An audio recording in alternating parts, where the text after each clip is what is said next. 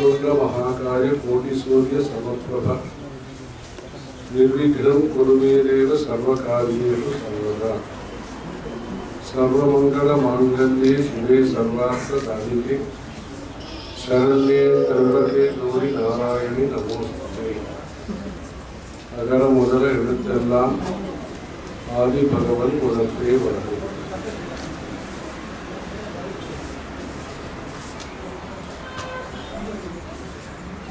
தற்பொழுது மதுரையிலிருந்து திருப்புடை மருதூர், திருநெல்வேலி அடுத்த திருப்புடை மருதூர் என்கிற ஊருக்கு போற வழியில இங்க வந்திருக்கோம்.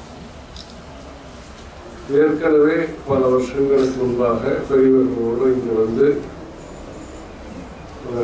கேஆர் இவங்களுடைய அப்பா அவங்களுடைய ஏற்பாட்டின் பேரிலே இதுக்கு அடுத்தாற் போல் இருக்கக்கூடிய இந்த காலேஜ், இன்ஜினியரிங் காலேஜ் ஆடிட்டோரியத்திலே சந்திரமௌலீஸ்வர சுவாமியுடைய பூஜை இதெல்லாம் முகாம் நடந்திருக்கிறது.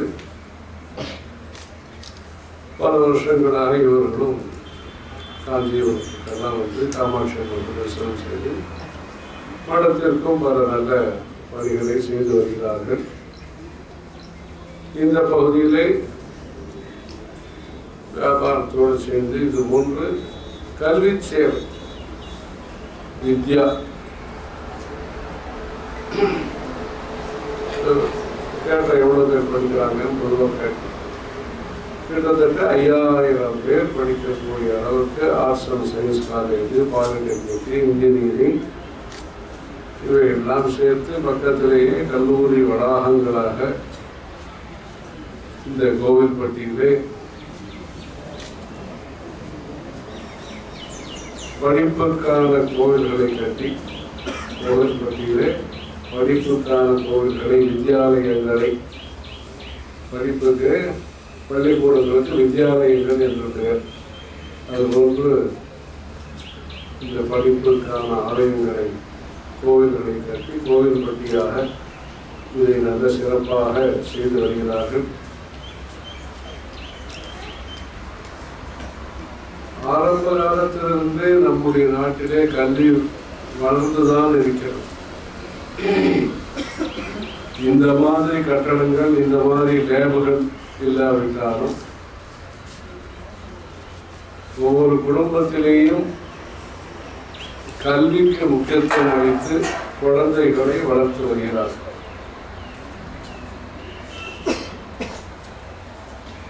இரண்டு விதமான கல்வி, ஒன்று புத்தகங்களை படித்து தெரிந்து கொள்வது என்பது ஒன்று, பிராக்டிகல்ஸ் கைத்தொழில்கள் மூலமாக ஒரு கல்வியை கற்றுக்கொள்வது. அன்றைய இந்தியாவிலே அன்றைக்கு இருந்த வசதி வாய்ப்புகளை கொண்டு நல்ல முறையிலே விவசாயம் செய்து, கைத்தொழில்களை செய்து, பண்புடன் வாழ்ந்து, சிக்கனமாக வாழ்ந்து, தெய்வ பக்தியுடன் வாழ்ந்து, அவர்களுடைய மனதிலேயும் தெளிவு, நிம்மதி கிடைத்து, குடும்பத்தினருக்கும் நிம்மதியை, சாந்தியை அளித்து, கலாச்சாரத்தை வளர்த்த பூமியாக இந்த பாரத தேசம் விளங்கி வருகிறது. வளரும் நாடு என்று நாம் இன்றைக்கு அதை சொன்னாலும்,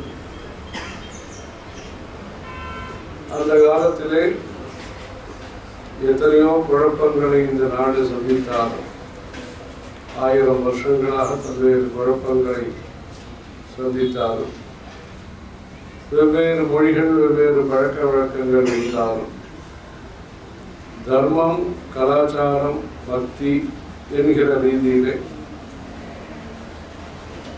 இத்தனை கோடி மக்களும் ஒரு மாதிரி ஒற்றுமையாக வாழ்ந்து வருகிறார். அதற்கு காரணம் கலாச்சாரம்.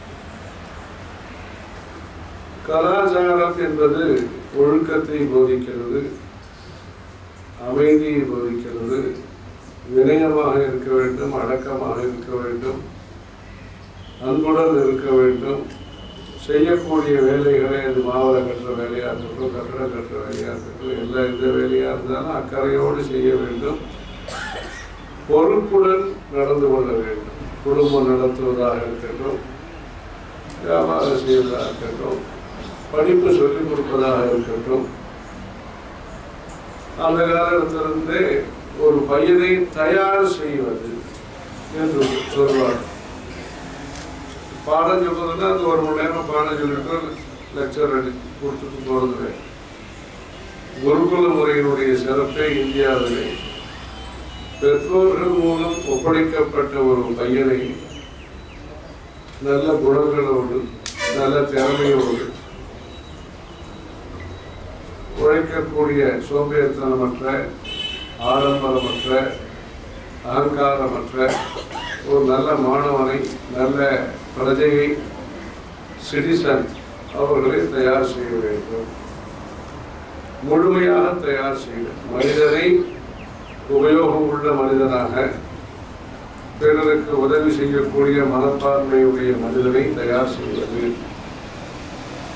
ஆகவே சில சமயம் இந்தியாவை பார்க்கும்போது பின்தங்கிய நிலையில இருக்கிற மாதிரி தோன்றினாலும் வலுவான அடித்தளம், அஸ்திவாரம் இங்கு அமைக்கப்பட்டிருப்பதனாலே இங்கு இருப்பவர்கள் வளர்ச்சி முக்கியம், வளர்ச்சியோடு சேர்ந்து நமக்கு இருக்கக்கூடிய உயர்ந்த லட்சியங்கள் முக்கியம்.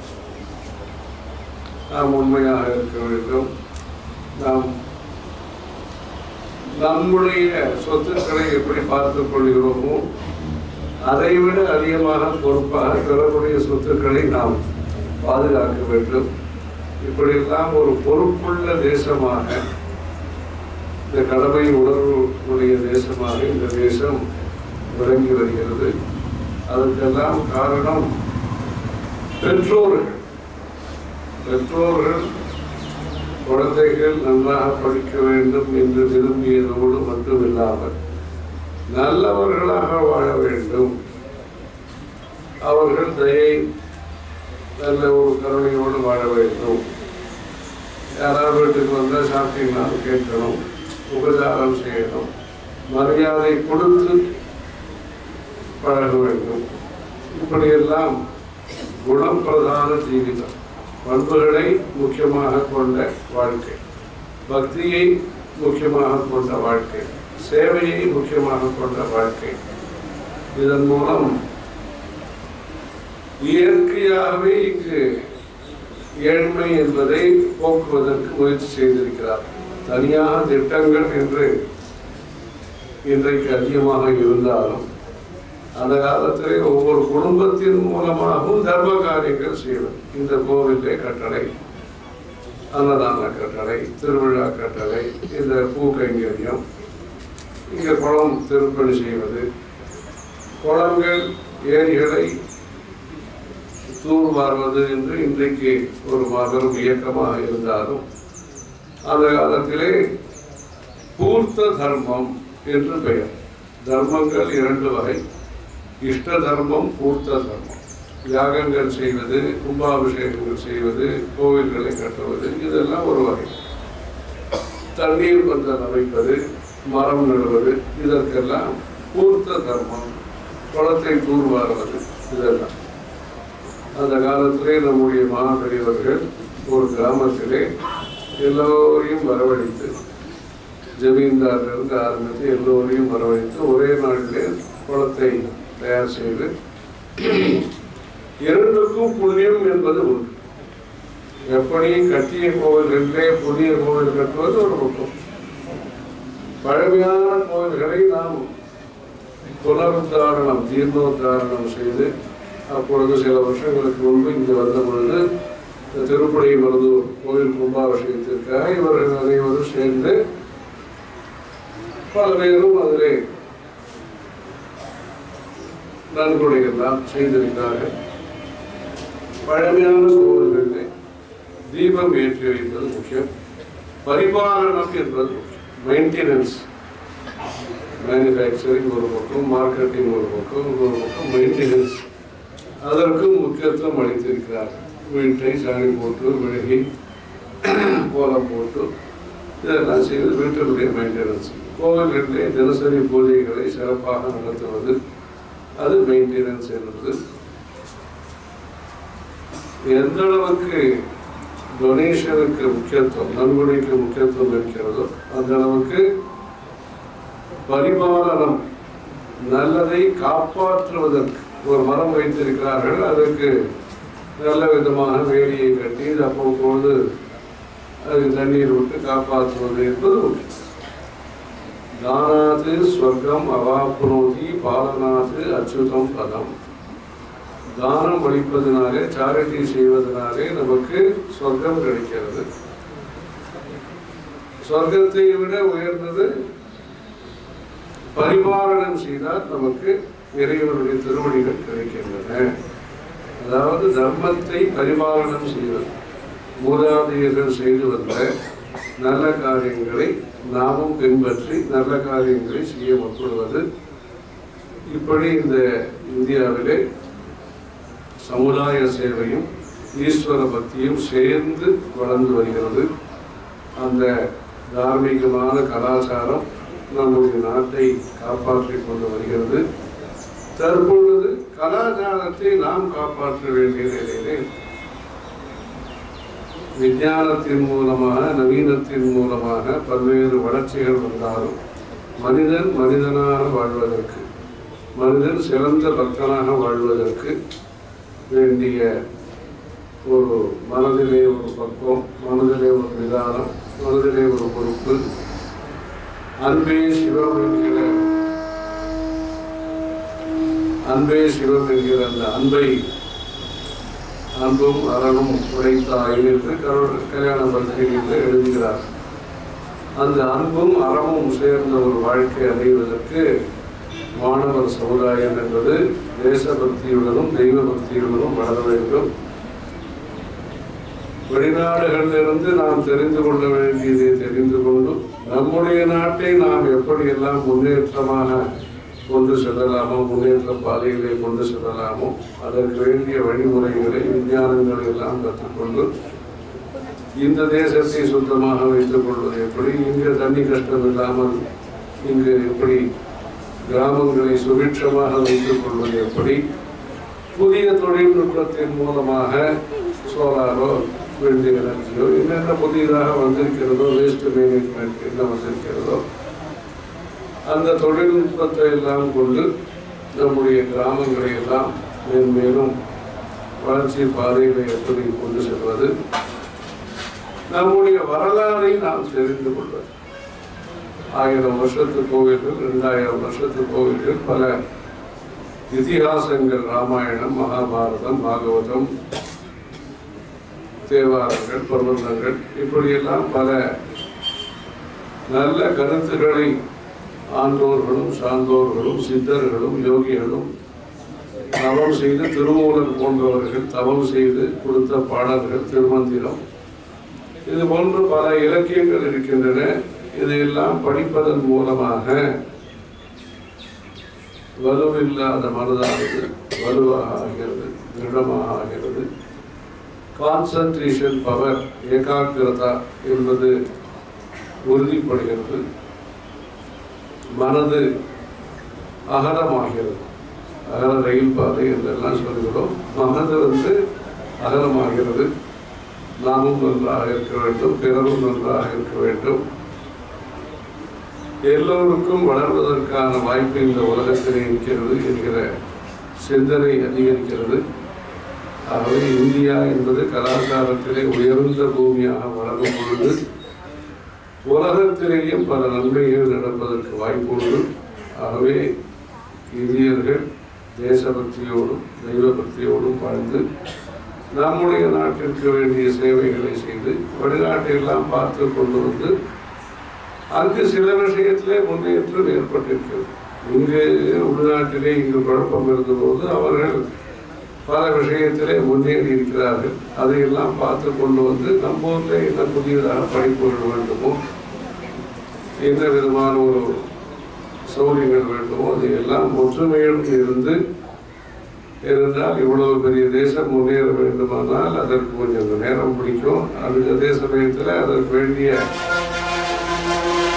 தயார் நிலையிலையும் அவசரப்பட்டால் முடியாது. அதே சமயத்தில் நல்லது எங்கே இருக்கிறதோ எல்லாத்தையும் நாம் எப்படி மகரந்தம் என்கிற அந்த பொருளை அந்த வண்டு அங்கங்கு பார்த்து எங்கெங்கெல்லாம் சாரம் எசன்ஸ் இருக்கிறதோ கிரகிக்கிறதோ அதை போன்று சிவபெருமானுடைய விக்கிரகங்களை பார்த்தால் அவர் அந்த கழுத்தில் நீலகண்டன் என்று பெயர், அந்த விஷம் அது இங்கே வச்சிருக்கிறார். எது நல்லதோ சந்திரன் பார்ப்பதற்கு அழகாக இருக்கிறார், அவரை தலைமையில் வைத்துக் கொண்டிருக்கிறார். அதுபோன்ற நல்ல விஷயங்களை நாம் கொண்டாடி தெரிந்து கொள்ள வேண்டிய விஷயங்களை தெரிந்து கொண்டு நல்ல சங்கல்பங்களோடு அரிதறிந்து மானிடராய் பிறத்தல் அரிது. இந்த மனித பிறவி என்பது இறைவனுடைய அருளால் நமக்கு கிடைத்திருக்கிறது. அதுவும் இந்தியாவிலே இது போன்ற கலாச்சாரத்திலே ஒரு வாய்ப்பை அளித்திருக்கிறார். இந்த சமயத்தினுடைய கலாச்சாரத்தை எல்லாம் தெரிந்து கொண்டு இங்கு படிக்கக்கூடிய மாணவர்களும் மாணவிகளும் சரி, குடும்பத்தையும் நல்ல முறையிலே கவனித்து பக்தியோடும் இருந்து உலகத்தை தெரிந்து கொள்வதற்கான வாய்ப்பு இன்றைக்கு நிறைய இருக்கிறது. உட்கார்ந்த இடத்துல தெரிஞ்சுக்கலாம், கம்ப்யூட்டர் மூலமாக தெரிந்து கொள்ளும். அந்த காலத்திலே கஷ்டப்பட்டு பாய்மர கப்பல் வச்சு இந்த சோழன் அந்த சேரன் அவர்களெல்லாம் போய் கடாரம் கொண்டார், வெளியூர் போய் பார்த்தது, மலேசியா பார்த்தது, கம்போடியா பார்த்தது, கஷ்டப்பட்டு அந்த காலத்திலேயும் உழைத்து ஒரு பெருமை வியாபாரம் எல்லாம் செய்திருக்கிறார்கள். இன்றைக்கு நிறைய வாய்ப்புகளும் இருக்கின்றன, போட்டியும் இருக்கிறது. போட்டியை சமாளித்து வாய்ப்புகளை உபயோகப்படுத்தி கொண்டு எல்லோரும் நல்ல தன்மையுடனும் விளங்கி பக்தியோடு படிக்க வேண்டும் என்பதற்காக இந்த பிள்ளையார் சந்நிதியை அமைத்திருக்கிறார்கள். மகாபாரதம் என்கிற இந்த நூல் நமக்கெல்லாம் கிடைப்பதற்கு, பகவத்கீதை கிடைப்பதற்கு அந்த விநாயக பெருமானுடைய அருள்தான் காரணம். வியாசர், வேதவியாச முனிவர் சொல்ல தன்னுடைய ஒரு தந்தத்தை அவர் ஒழித்து இந்த மகாபாரதத்தை எழுதினார். அதனால் ஏகதந்தர் என்பதாக அந்த பிள்ளையாருக்கு பெயர்.